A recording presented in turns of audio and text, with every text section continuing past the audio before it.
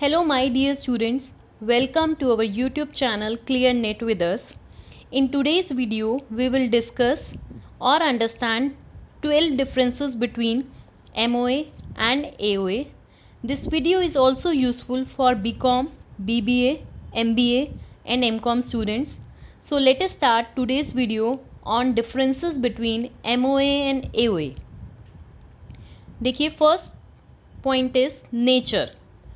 MOA क्या है? Memorandum of association जो है ये प्रिंसिपल और चार्टर और कॉन्स्टिट्यूशन ऑफ द कंपनी है।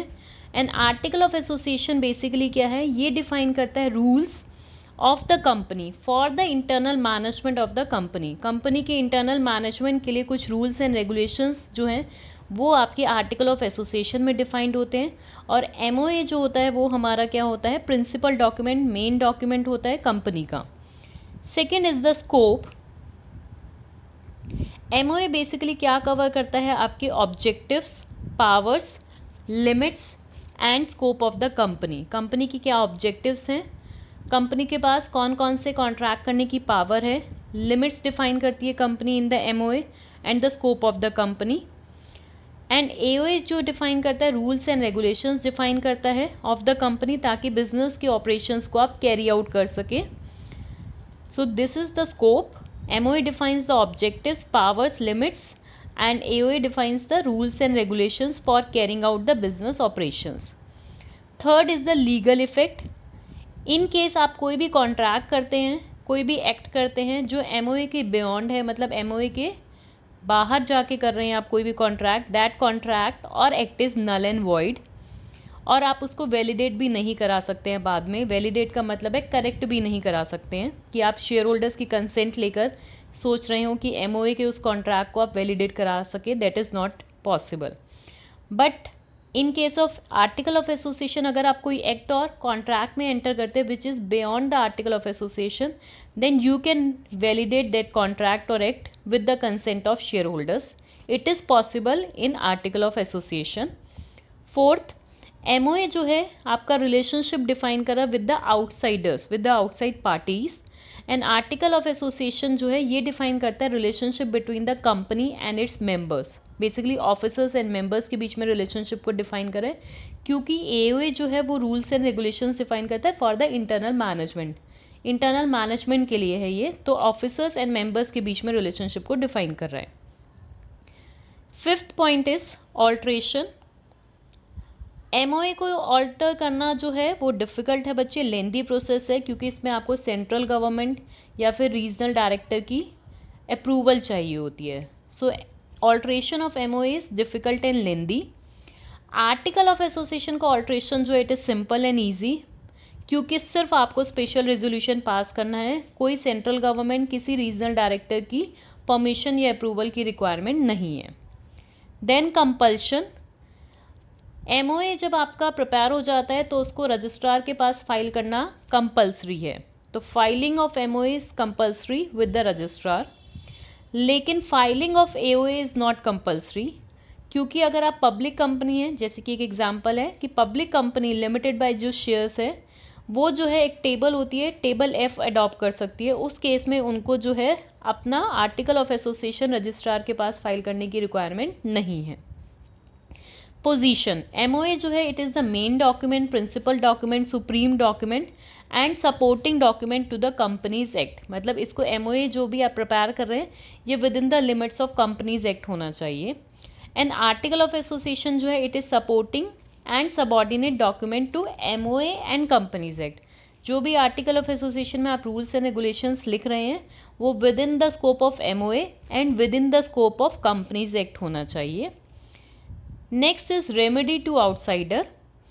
अगर कोई आउटसाइड पार्टी कोई ऐसे कॉन्ट्रैक्ट में एंटर कर रही है जो बियॉन्ड द MOA है, then no remedy is available.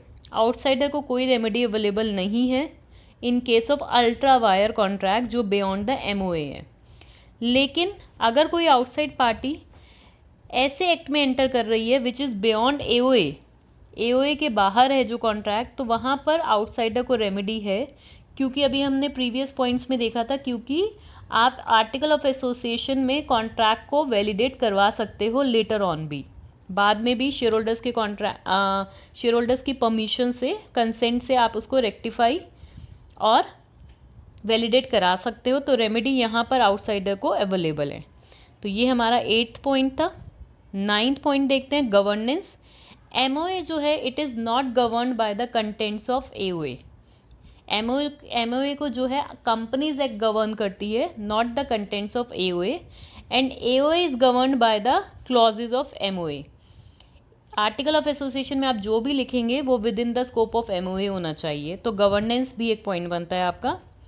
Next है आपका पॉइंट नंबर 10, कंटेंट्स। एमओए के अंदर हमारे 6 क्लॉजेज है, name clause, registered office clause, object clause, liability clause, capital clause and association clause. Article of association में क्योंकि हमारे रूल्स एंड रेगुलेशंस डिफाइंड होते हैं जो एमओए के अकॉर्डेंस में होने चाहिए, तो इसमें बहुत सारी इन्फॉर्मेशन होती है कंटेंट्स में जो होते हैं यहाँ पर। कुछ जो मेंशन करें जैसे process of winding up, rules regarding dividend, details regarding capital structure, director qualification, appointment power, remuneration. तो ये कुछ हमारे कंटेंट्स है of article of association. Next point is retrospective effect.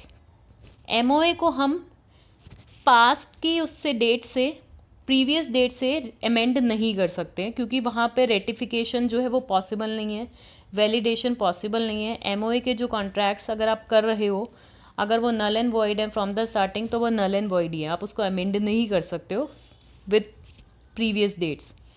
But article of association को आप amend कर सकते हो with previous dates, retrospective effect हो सकता है।